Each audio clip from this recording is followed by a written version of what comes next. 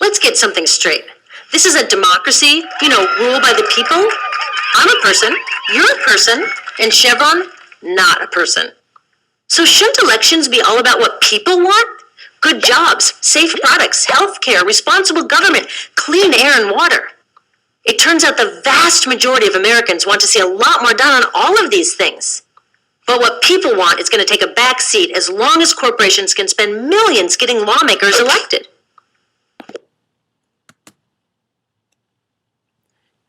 Introduction to the corporation story. There are 5 phases in the corporation story. These include land corporations, canal and railroad phase, discovery of oil and the automobile industry, the World Bank and International Monetary Fund, and finally the realization phase.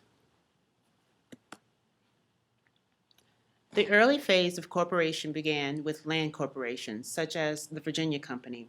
George Washington and many other proprietors constituted a land elite with possessions that foreshadowed the corporation wealth to be obtained in the future.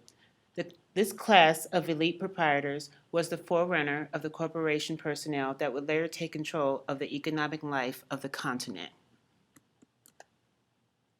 The second phase of the corporation in America might be identified as the canal and railroad phase.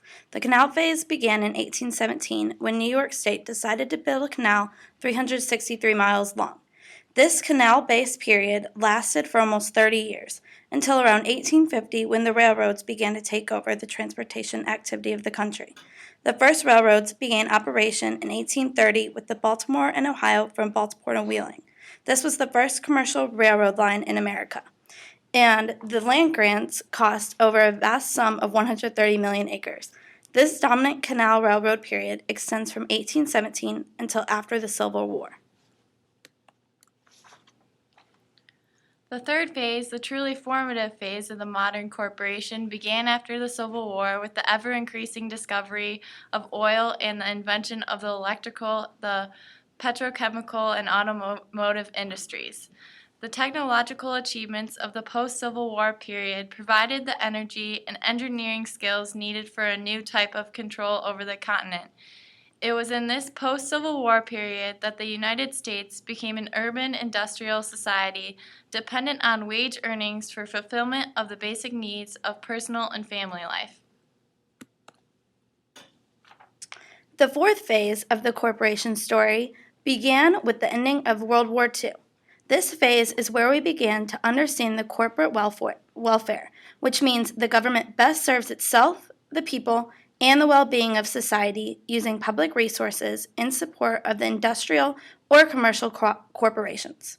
Yet, as regards any controls or regulations, government is seen as corrupting rather than protecting, as the enemy rather than the protector of the people, as an oppressive bureaucracy other than as the primary source of public order and well-being in the community. Our present situation, it can be identified as a period of transition from a devastating phase of corporation economics to a period when the corporations recognize that a human economy can only exist as a subsystem of the earth economy. Existing corporations are finally beginning to realize that they can only survive within the limited resources of the natural world.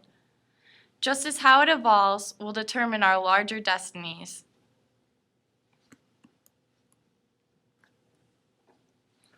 The people of the world need the assistance of each other, but only such assistance that enables them to fulfill their own responsibilities for doing the essential things themselves.